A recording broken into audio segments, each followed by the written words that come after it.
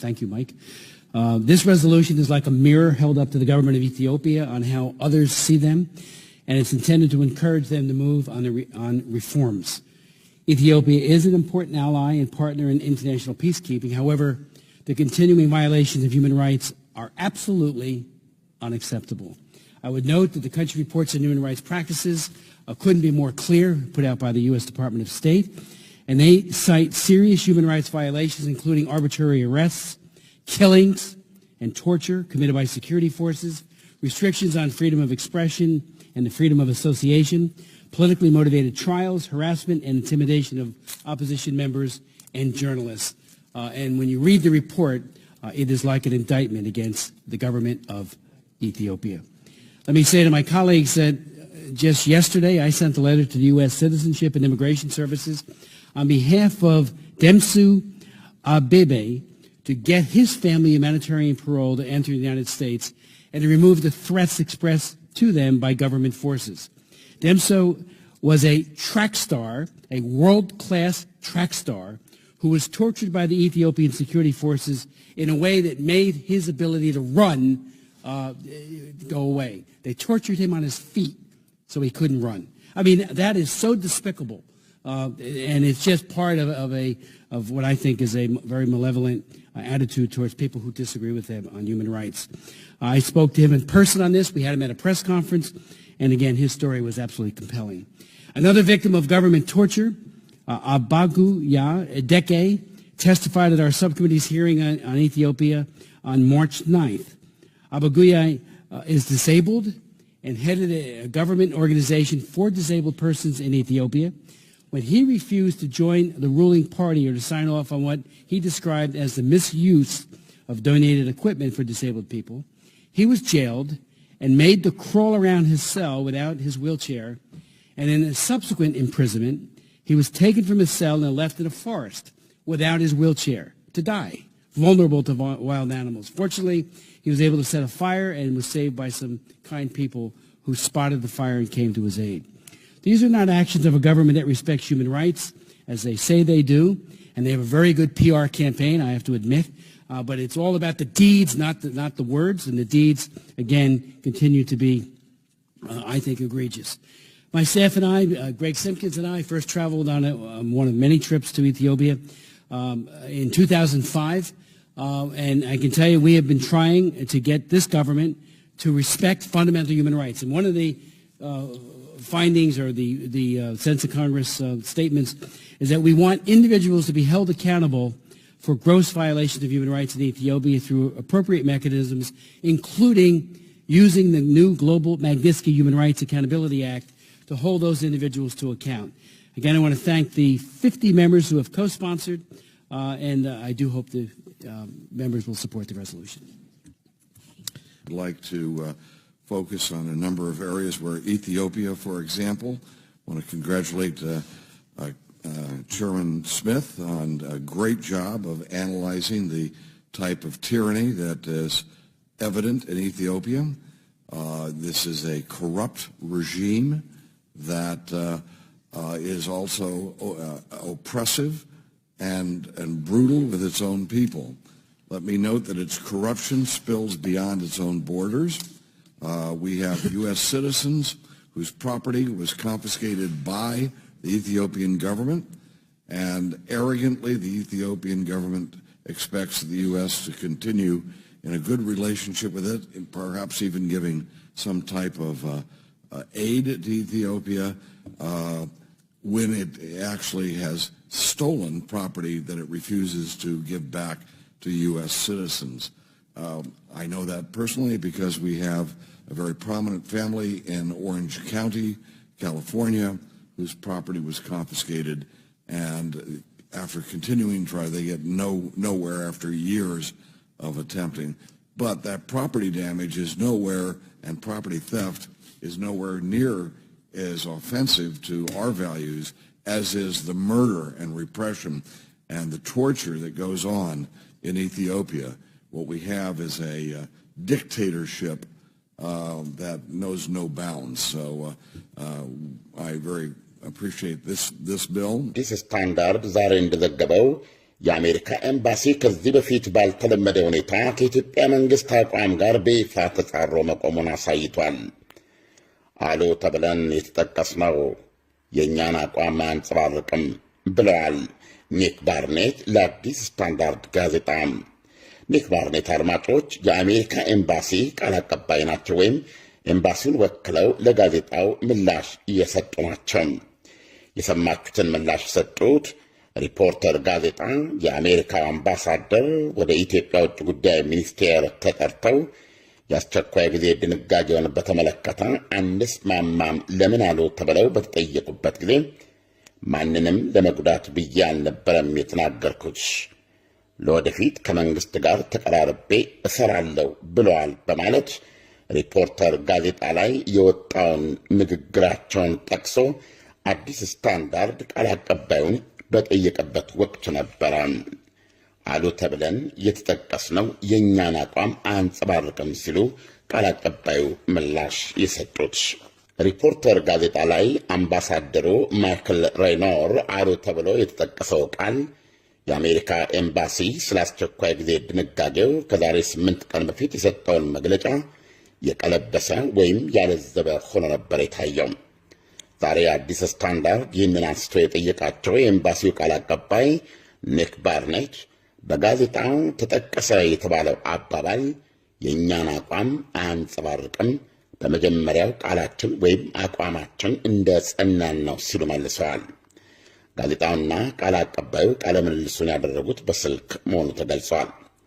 ይሁንና ቃል አቀባዩ አምባሳደር ማይክል ሬይኖር ወደ ኢትዮጵያ ውጭ ጉዳይ ሚኒስቴር ተጠርተው እንደነበርና ጉዳዩ የአስቸኳይ ጊዜ ድንጋጌው እንደነበር ግን አልካዱም። ይሁንና በዚህ ወቅት አሜሪካ ግልጽ ያደረገችው ነገር ቢኖር የአስቸኳይ ጊዜ ድንጋጌውን በተመለከተ ከመንግሥት ጋር ያላትን ጠንካራ አለመስማማት ነበር ብለዋል።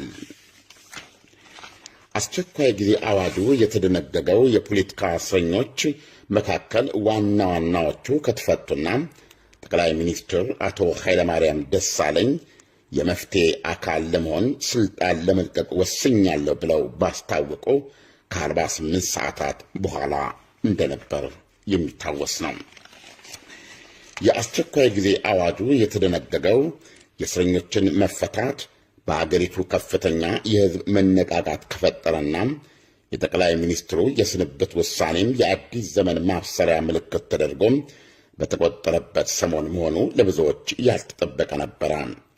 የአሜሪካ ኤምባሲ ወዲያውኑ ባወጣው መግለጫ ከዚህ ድንጋጌ ጋር በአያሌው አንስማማም ነበር ያለው። ፊት ለፊት ከዲሞክራሲያዊ ለውጥም ሆነ ከኢኮኖሚያዊ እድገት ወይም ደግሞ ከዘላቂ ሰላም አንጻር ኢትዮጵያ የገጠሟትን ተግዳሮቶች ቢገቡንም ብንረዳም መፍትሄ የሚገኝላቸው ግን ገደቦችን፣ ዕቀባዎችን ከመጣል ይልቅ ሁሉንም አሳታፊ በሆነ ውይይትና የፖለቲካ ሂደት ቢሆን ኖሮ የተሻለ ነበር ብሏል በመግለጫው። የኤምባሲው መግለጫ እንዳየው የአስቸኳይ ጊዜ ድንጋጌው ራሱ መንግሥት በቅርቡ የፖለቲካ ምህዳሩን ለማስፋት ብሎ በሺዎች የሚቆጠሩ እስረኞች መፍታትን ያካተቱ ገንቢ እርምጃዎቹን መልሶ የሚያዳፍን መሆኑን ገልጾ ኢትዮጵያውያን ሐሳባቸውን በሰላማዊ መንገድ የመግለጽ መብታቸውን ማቀብ የተደመጡ እንዳልሆነ መልእክት የሚያስተላልፍ ነው የሚሆነው ሲል አስጠንቅቆ ነበር። ኤምባሲው የመሰብሰብና ሐሳብን የመግለጽ መሠረታዊ መብቶችን መገደብን ጭምር ያካትተውን የአስቸኳይ ጊዜ አዋጅ ድንጋጌ በአያሌው እንደማይስማማበት ገልጾ መፍትሔው የበለጠ ነጻነት ነው ሲል ፍርጥም ብሎ መግለጹ ይታወቃል። የኢትዮጵያ ውጭ ጉዳይ ሚኒስቴር አምባሳደር ሬይኖርን ጠርቶ ምን እያሉ ነው ሲል በጥያቄ የጠረነቃቸው ከዚህ በኋላ ነበረ። በዚህ ወቅትም ቀደም ሲል ሪፖርተር በነገረን መሠረት ከሆነ ማንንም ለማስቀየም ብዬ አልነበረም የተናገርኩት፣ ለወደፊቱ ከመንግሥት ጋር ተቀራርቤ እሰራለሁ በማለት አምባሳደሩ የኤምባሲያቸውን መግለጫ መልሰው ይዋጡ መስሎ ነበረ። ዛሬ ቃል አቀባይ ኒክ ባርኔት ለአዲስ ስታንዳርድ በሰጡት መግለጫ ግን ሪፖርተር አሉ ብሎ የጠቀሰውን ቃል ትክክለኛ ሆኖ አላገኙትም። እሳቸው እንዳሉት የኤምባሲውን አቋም የሚያንጸባርቅ አይደለም የተጠቀሰው። ይልቁንም አምባሳደሩ ከዛሬ 8 ቀን በፊት ዳር 12 ቀን ኤምባሲያቸው ያወጣውን መግለጫና አቋም ነው ለኢትዮጵያ ውጭ ጉዳይ ሚኒስቴር ባለስልጣኖች አምባሳደሩ ያብራሩት ብለዋል።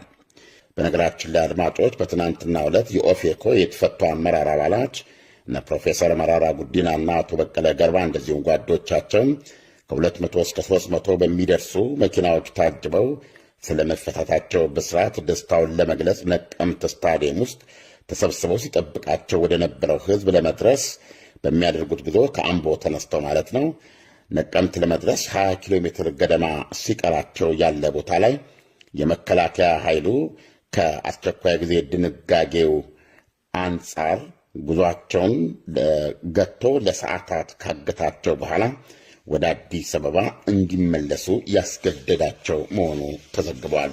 አድማጮች ከዚህ ቀጥሎ በመጠኑ የሚቀርብላችሁ ማስታወቂያ በነገው ዕለት አዋዜ ይዞት ሊቀርብ ያሰበውን ሰፋ ያለ ኮሜንተሪ የሚያስተዋውቅ ነው። የፊታችን ሮብ የካቲት 21 ቀን 180 የገዢው ፓርቲ ምክር ቤት ሁነኛ ሽማምንት ቀጣዩን የግንባሩን ሊቀመንበርና በዛውም የሀገሪቱን ጠቅላይ ሚኒስትር ለመሰየም ይቀመጣሉ። 180ዎቹ አንዲት መለስተኛ አዳራሽ ሞልቶ የሚሰይሙበት የምርጫ ጉባኤ በአዳራሽ ውስጥ በአካል የማይታዩ ዓይንና ጆሯቸው ልባቸውና አእምሯቸው ግን በአዳራሽ ውስጥ የሆነ በ10 ሚሊዮኖች የሚቆጠር ተከታታዮች አሉት። ጉዳዩ ከከሌና ከከሌ መካከል ይሉት አይነት የገዢው ፓርቲ የውስጥ ጉዳይ አይደለም። እንደወትረው ብዙሃን ኢትዮጵያውያን እንደሚስማሙበት በአሁኑ ጊዜ ሀገሪቱ ባለፉት 3 ዓመታት ያላቋረጠ ምጥ ላይ ናት። ኢትዮጵያ አዋላጅ ያጣ ሽል ይዛ በምጥ ቁርጠት ያለፋታ ከምትሰቃይ ድርስ ነፍሰ ጡር አንጻር ትመሰላለች። ፖለቲካው ሐሳብና ፈጠራ ለብዙ ዓመታት አልታየበትም። ከጊዜና ከእውነቶች መረማመድ መለዋወጥ ከወቅት መፈራረቅ ጋር ተያይዞ የትኛውንም ወገን ነጥሎ የማያጠቃ የትኛውንም ወገን መርጦ የማያሽሞነሙን ለብዙሃን ልዕልና ለአናሳዎች የማይሸራረፍ መብታቸውን ማረጋገጥ የሚችል የጋራ ፍትሕና እኩልነት የሚያረጋግጥ ዲሞክራሲ እንዲወለድ ባለፉት 3 ዓመታት ሀገሪቱ በሰው ሕይወትም በንብረትም እጅግ የሚዘገንን ዋጋ ከፍላለች። በመጨረሻ ግን የመጨረሻ ልባት የመስጠት አቅም ያለው ጅምር ተወልዷል። ጅምሩ በ1983 ዓ.ም ስልጣን የተቆጣጠረው የህወሓት ኢህአዴግ አብዮትን የመጨረሻው ስር ነቀል አብዮት ለማድረግ እምቅ አቅም ያለው ነው። የሀገሪቱን ሕዝብና መልክዓ ምድር በአብላጫ የሚሸፍኑት ኦሮሞና አማራ በሁለንተናዊ መልኩ ያላቸውን ትስስርና ቁርኝት እንደሌለ ያክል አድርጎ በመካከላቸው ገደል ቆፍሮ የነበረውን መርዛማ ፖለቲካ ተሻግረው በአጭሩ ኦሮማራ ተብሎ የሚታወቅ አንድነት በመፍጠር በአንድ ጀንበር የሀገሪቱን የተሟላ ሰላምና ደስታ ማሰብ የሚቻልበትን ወይም ለማሰብ መድፈር የሚቻልበትን የለማ መሰረት ጣሉ። ፈርታይል ግራውንድ ለማለት ፈልጌ እንጂ አድማጮች ለማ በሚለው ቃል ቅኔ ለመዝረፍ ብዬ አልነበረም። ይሁን ከተባለም እውነት ነው። የዚህ ኦሮማራ አፍላቂነትና አራማጅነት የኦሮሚያ ብሔራዊ ክልላዊ መንግሥት ፕሬዝደንት የአቶ ለማ መገርሳና እንደዚሁም የአማራ ብሔራዊ ክልላዊ መንግሥት አቻቸው ፕሬዝደንት አቶ ገዱ አንዳርጋቸው እንደሆነ በሰፊው ይታወቃል። ይህ የምስራቅ አፍሪካን ግዙፋን ብሔሮች ወንድማማችነት ያጸና ኦሮማራ በሁለቱ ተጀመረ እንጂ በሁለቱ ያበቃ ወይም ሊያበቃ የሚገባ እንዳልሆነ ብዙዎቻችን እንገነዝባለን። የሁለቱ ግዙፋን ብሔራት ጥምረት ወይም ወንድማማችነትን ማጽናት ለሀገሪቱም ሆነ ለቀሪዎቹ ኢትዮጵያውያን ካለው ትልቅ ሰላማዊ ፋይዳ አንጻር ብቻ መታየት እንዳለበት አዋዜ ያምናል። ሀገራችን በረዥም ታሪኳ በደባ ፖለቲካ የመጠርነፍ ልምዷ ኦሮማራን ሌሎች ይሄ ነገር ለእኛ ነው ብለው እንዲሰጉና እንዲጠረጥሩ አድርጎ ካልሆነ በስተቀር የኢትዮጵያ ሰላም መሠረቱ የብዙሃኑ ልዕልናና የአናሳው ያልተሸራረፈ መብት መሆኑ አይካድም ለማለት ነው። ጤናማ የመጨመር ፖለቲካ፣ የጸጋ ፖለቲካ መሰረት የጣለባት ሀገር ብትሆን ኖሮ ኢትዮጵያ ኦሮማራ የዘላቂ ሰላም ዲሞክራሲያዊና ብልጽግና መሰረት ተደርጎ ሁላችንንም ባቀፍ ነው ነበረ። የኦሮማራ ትልቁ ታሪካዊ ድል ለዚች ሀገር ህልውና ስምረት ትልቁ ኃላፊነት ሊወድቅባቸው የሚገባውን ሁለቱን ግዙፋን ብሔራት ለኃላፊነት ማትጋት ብቻ ሳይሆን ሁሉም ኢትዮጵያዊ ዜጋ በሀገሩ አራቱም ማዕዘን በፈለገበት ቦታና ስፍራ የመኖር ሰርቶ ሀብት ማፍራትና በራስ እምነትና ማንነት ኮርቶ ባህሉን አስፋፍቶ ለመኖር ያለውን ኢትዮጵያዊ መብት በማያወላዳ ሁኔታ ሊያረጋግጥ የሚያስችል ብስራትም ስለሆነ ነው። ይህንን እውነት ጨብጠን የፊታችን ሮብ የካቲት 21 ቀን 180 አባላቱ የኢህአዴግ ምክር ቤት ፊት ለፊት ይህ ጉዳይ በሚቀርብበት ጊዜ ቀጣዩን የኢህአዴግ ሊቀመንበርና በዛም በኩል የኢትዮጵያን ጠቅላይ ሚኒስትር የመምረጡን ሚና በምን ደረጃ ይመለከቱት ይሆን? ሰሞኑን በፌስቡክ ወይም በድረገጽ የምናያቸው አንዳንድ ጽሑፎች ብቅ እያሉ ነው፣ ምንም እንኳ ማስተባበያ ቢሰጥባቸውም። ድረገጾች ወይም ኢንተርኔት በአሁኑ ጊዜ በመላው ዓለም በተለያዩ ዓለም አቀፋዊ ሁነቶች ላይ ያለው ተጽዕኖ እምን ድረስ እንደሆነ እንገነዘባለን። በማስተማር በማስገንዘብ በማደናገርም ጭምር። እውን የፊታችን ሮብ የካቲት 21 ቀን ጉባኤ የሚቀመጡት የኢህአዴግ ምክር ቤት አባላት 180ዎቹ ከአራቱ ህብረ ብሔር ድርጅቶች ውስጥ 45 ተወክለው ማለት ነው በሚቀመጥበት ጊዜ ለምን አይነት ታሪካዊ ተልዕኮ እንቀመጣለን ብለው ያስቡ ይሆን? ፍጹም ኢህአዴጋዊ ከሆነ አመለካከት በተነሳ ወይስ በራሱ በኢህአዴግ ውስጥ የተነሳውን የተሃድሶ ሐሳብ ግምት ውስጥ በማስገባትና ፓርቲውን ከሌሎች የኢትዮጵያ ፓርቲዎች ጋር የመፍትሄ አካል አድርጎ አዲስ ኢትዮጵያን ከማሰብ አኳያ መሆን ያለበት በሚል መነሻ ተስማምተው የሚያደርጉት ይሆን? ወይስ 180 በየራሳቸው ብሔር ተወክለው ወይም ደግሞ ለየራሳቸው ብሔራዊ ጥብቅና ቆመው ከዚያ አንጻር ለየራሳቸው ብሔራዊ ድርጅት የፖለቲካ ጨዋታ ታሳቢ በማድረግ የሚያደርጉት ምርጫ ይሆን? በዛ አዳራሽ ውስጥ የሚወሰነው ነገር በጠቅላላ ኢትዮጵያ ላይና እንዲሁም ከኢትዮጵያ ውጭ በሚኖሩ ኢትዮጵያውያን ጭምር ሊያሳድር የሚገባው ተጽዕኖ ምን መሆን አለበት ከሚል ለአዲስ ዘመን የቋመጠ ወይስ ወደ ነበረው የመመለስ ቀልባሽነት የተቆጣጠረው? ሰሞኑን ድረገጾች ላይ እያነበብናቸው የሚገኙ አንዳንድ ጽሑፎች በኋላ ማስተባበያ ቢሰጥባቸውም ማለት ነው ይዘታቸው ምንን ያመለክታል ወይስ ፍንጭ ይሰጣል የሚሉትንም የምንመለከትበት ይሆናል። ለመሆኑ የፊታችን የካቲት 21 ቀን ሮብ 180ዎቹ የኢህአዴግ ምክር ቤት አባላት ጉባኤ በሚቀመጡበት ምርጫ አጀንዳው ከአብይና ከደመቀ ማን ነው የሚል ያክል ቀላል ነው ወይስ በዚህ ምርጫ አማካኝነት የኢትዮጵያ ወንዝ የምትሻገርበት የታሪክ መሰረት የሚጣልበት ነው በሚል ግንዛቤ ጉባኤ የሚቀመጡበት? ነገ በዚህ ላይ